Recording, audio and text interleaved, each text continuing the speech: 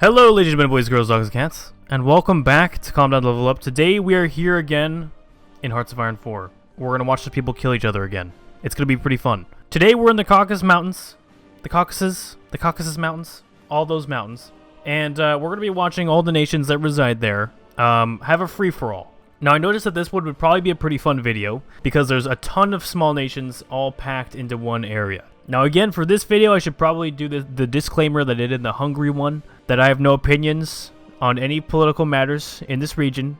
Do not take the video seriously as a serious political video. This is just for fun. Now anyways, boys, thank you all for the support. Again, we're going to have a like goal of 1,000 likes. It's been pretty awesome recently. Thank you very much. We're almost at 20k, so I really want to push you guys to help me and click subscribe. I really appreciate all the subscriptions.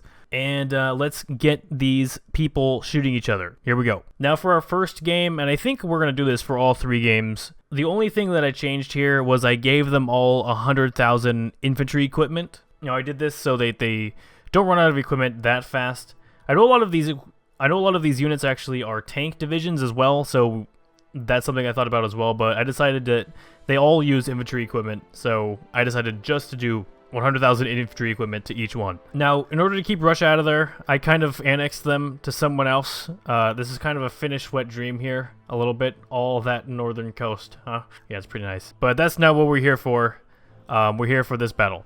Now, leave any suggestions in the comments that you have for future battles. I believe I would like to do in the future Iran versus Saudi Arabia for Iraq and Kuwait. And then I also want to do a free-for-all of the Arab world. I think that would be a pretty cool one. But geez, I need to stop getting sidetracked and actually start this thing. So here we go. Also, factions are disabled. All right, here we go, boys. They're all at war with each other. Now, I know some of these countries aren't going to have that fair of a chance at fighting this. But there's not really any other way to get around it. Some of these countries are just going to be weaker than others. But anything can happen in this kind of game because anyone can get caught off guard from the rear, get cut off, and then a small country all of a sudden annexes a huge one. And we are off. There we go. Are we seeing battles? We are seeing battles. Over here, Armenia versus Azerbaijan, first battles. Also, we have Abkhazia advancing into Georgia. Azerbaijan advancing into Georgia as well. Actually, and Chechnya is doing pretty good fighting off the Azerbaijanis, as well as holding some Georgian land. Actually, wow, the Azerbaijani tanks are doing very well. This guy is already dead down here. He's been puppeted. Let's see. He's been puppeted by the Armenians. It appears that the Chechnyan forces are in a little bit of trouble because they're under siege by quite the Azerbaijani tank force. Oh, there goes this guy as well. The Social Liberal Party was put in power instead of annexed. I probably should have had annex only on as well. So I'm going to go ahead and actually just have them annex them instead. I'm just going to do it manually. Then maybe next game we can turn on annex only. So we've seen this before, Azerbaijan do extremely well. I think it is because they have a large majority of just tanks. And those tank divisions are really strong. And Chechnya has been knocked out by Azerbaijan. Oh, there we go as well. Abkhazia was destroyed by the Georgians. So now we have the big 3. We have Georgia versus Armenia versus Azerbaijan. All the small guys have been knocked out. And it looks like it's probably going to be a victory for Azerbaijan. Armenia and Georgia could defend themselves if they were going to work together, but they're definitely not. Yerevan is very close to being under siege by the Azerbaijani forces. They're right outside the capital. And the Georgian forces are basically just trying to hold the line here to actually hold off any Armenians and actually Azerbaijanis to the north as well. Armenia is slowly getting squished by the Azerbaijanis. They're pushing down pretty hard. One thing the Azerbaijani forces need to worry about, though, is running out of supply with their tanks. Because that's definitely going to happen. I did not give them any tank equipment. Nor did I give the others, actually, though. So they're going to start running out of equipment as well. But the Azerbaijanis, I think, are a little bit more dependent on it. And that's pretty bad for these Armenian tanks. They've just been cut off from their supply. Well, actually, there's been an Armenian breakthrough. They've just broken through the Azerbaijani front lines, and they just killed off a tank. Well, look at that, Eritrea and Ethiopia. They've had a white peace. Congratulations. I think the Azerbaijani units are starting to slow down with their advance, even though they've basically won. These Armenians need to be really careful that they don't, you know, get encircled like that.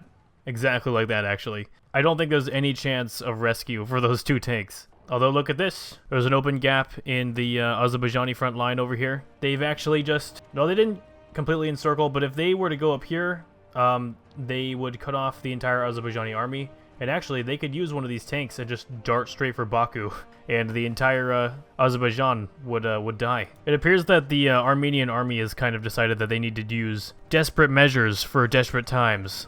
And they've gone on a crazy offensive, actually leaving Yerevan kind of undefended over here. But it looks like it was probably all for naught because the Azerbaijanis look like they have this in the bag. To show the casualties between Armenia and Azerbaijan, 50,000 Azerbaijanis, 42,000 Armenians. And look at that. Armenia has just been defeated. I think that Yerevan was just captured.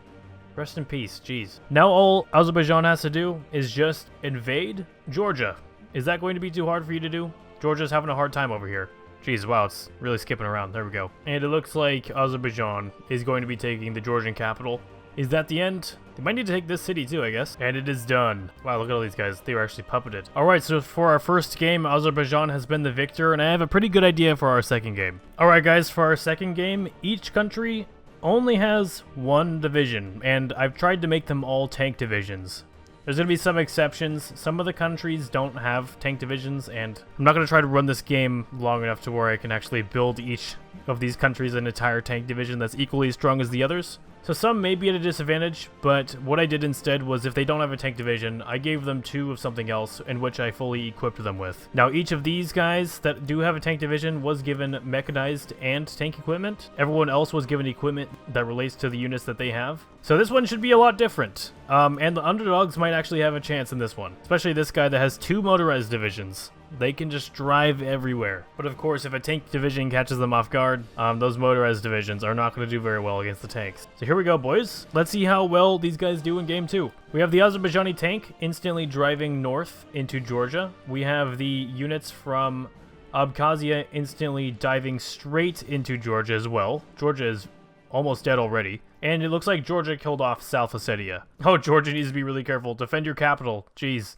There's an Azerbaijani right outside it. And Georgia's dead. I guess they're holding on because they have this city somehow. This little guy was just killed off by Armenia. As you can see, they have a truce with Armenia. Abkhazia actually have Georgia's division surrounded. Georgia's tank division valiantly defending what is Georgia. The borders of Georgia constantly change under this tank's administration. But it looks like Abkhazia did just lose a division entirely. They only now have their artillery division, which is not going to be that good for them. And they actually might be on their way to retaking their own capital back. But looking at the grand scheme of things, it looks like Armenia is doing the best. They did annex the small guy next to them. They killed off those 2 motorized divisions that were definitely a threat. And they've actually cut off... Oh, look at that. Azerbaijan just built an entire army of tanks. Georgia was able to actually kill off Abkhazia. Abkhazia is no longer a threat. But let's see if any of these other guys are actually building tanks. Yes, Armenia has a tank army on its way as well. It's not going to be finished though by the time that this is done. That is a lot of Azerbaijani tank. They're just going to sweep the floor now. There goes Armenia and Chechnya. And Georgia's next with their 1 tank defending themselves. And there we go. Reactionary Party was put in power in Georgia. I'm not even going to annex them. Wow, Azerbaijan pulled off another win. Out of their behind, they pulled an entire tank army. And for our last game, guys, we have the same scenario, except Russia is released and no factions has been turned off, so anything can happen here. Also, I kind of nerfed Azerbaijan just because we don't want to see 3 wins in a row for Azerbaijan here. And if we do, I mean, I guess they really deserve it after I nerf them. But anyways, boys, let's see if this 100 world tension actually changes the game and if these guys actually will join factions. Okay, so these guys have capitulated to Azerbaijan, and I think I'm not going to touch any of the peace deals. I'm just going to let them happen, and everything will slowly come to peace. Abkhazia accepted to join a new faction. Oh, okay, so Abkhazia and Georgia have decided to team up after Georgia actually defeated Abkhazia. That's a pretty cool one right there. South Ossetia was just puppeted, I think, by the Georgians as well. They'll probably end up joining Georgia's faction. Yes, they did. So Georgia is starting to unite the region. Not under one rule, but under one faction. It looks like there's a second faction as well. We should probably check that. The Azerbaijani Alliance. Check that out. What is it between? It looks like it's between it and its puppet, the little guy it took over in the beginning. So we have 2 factions now, the Georgian versus the Azerbaijani, looking to collect the remaining areas and then duke it out between each other. Oh god, look at this. Japan joined the Indian Union and China declared war on India. So we do have a world war going on over here. It looks like Armenia joined the Indian Union. Oh god, actually. Join these pacts. So now we have 3 alliances in here. We have the Indian Union, we have the European Association. Oh wow, look at Morocco. And Chechnya has joined another one. They've joined the Asian Entente of the Proletariat. Morocco declared war on Western Sahara. Is Western Sahara and Morocco going to join factions too? So there's 4 factions over here. That's incredible. Oh, look at this too. No, Western Sahara was just annexed really fast. The Levantine Alliance was formed by Israel. Is it Israel and America? Nope, it's just Israel by themselves. The Bolivian state also declared war on Paraguay. Man, there's a lot of stuff going on here. We don't even have Millennium Chaos on right now. These countries are just going after each other because they claim each other's states. This is completely natural, actually. Romania is actually justifying on Bulgaria. They want to conquer the entire thing. Wow, Armenia has just completely broken Azerbaijan. Where did that come from? They got around their tanks, and it looks like they're going to take Baku. Is that the end of Azerbaijan? Nope, not quite. They still have a few more cities here and there, but that means the Indian Union has just gained a ton of land. Chechnya has remained up here in a mostly defensive position the entire time. Oh, look at this. There was a large peace deal. Armenia took 1 state. Conservative Party was put in power in Azerbaijan, and the Nagorno guy, I've been avoiding saying that name because I don't know how to say it, has been puppeted, probably by Armenia. Yes, by Armenia. So that means they're probably all now in the Indian Union. They are. So now we have the European Association versus the Indian Union versus the Asian Entente of the Proletariat. It looks like Chechnya is actually going on an offensive now. They've mostly been staying defensive this entire game, hiding up in Chechnya. I think they know that now that Azerbaijan's been knocked out, they need to strike now. Oh, good thing Chechnya called Hong Kong into the war. So Georgia lost its capital, but it's still holding because it has quite a few other cities. And there goes the Romanian-Bulgarian war that we brought up before too. So Chechnya has just taken a ton of land from Georgia. Wow, they just took a lot. I'm not sure if they're going to be able to hold it, and they're not defending what they've taken, so they're probably going to get cut off. But still, they've just done better than they have done in any of these games so far. It looks like it's put Georgia into quite the disarray. All their divisions are getting cut off and killed off, but that does not mean that Chechnya is safe either. Looks like, yeah, Chechnya was just killed off. Well, they were just knocked out of the war. They still have allies out here in China, so they're not going to get annexed for the most part. And it looks like the Indian Union, led by Armenia over here, will be capturing the rest and I guess killing off everyone else. Wow, they killed off those divisions super quick. There's the peace conference. Rest in peace. The European, whatever it was, alliance, something like that.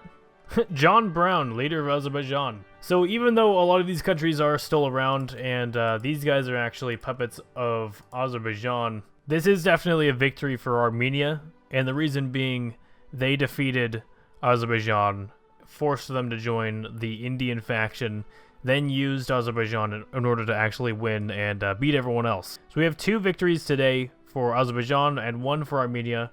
0 for everyone else, although Georgia did come very close this game. But yeah, thank you very much for watching, guys. If you liked this episode, make sure to leave a like and a favorite and subscribe. Our goal is 1,000 likes, and we're going to hit 20K very soon one of these days. So make sure you're a part of that. Anyways, guys, I'll see you guys all next time. Again, make sure to leave your suggestions in the comments of what battles you would like to see next. Peace.